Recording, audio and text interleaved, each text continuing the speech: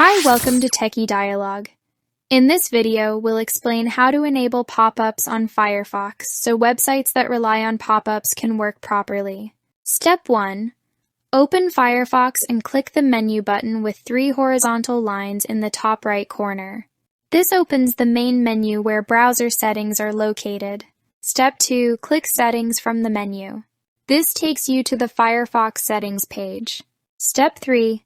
Select Privacy and Security from the left sidebar. Here you can manage site permissions and security options. Step 4. Scroll down to the Permissions section and find Block Pop-up Windows.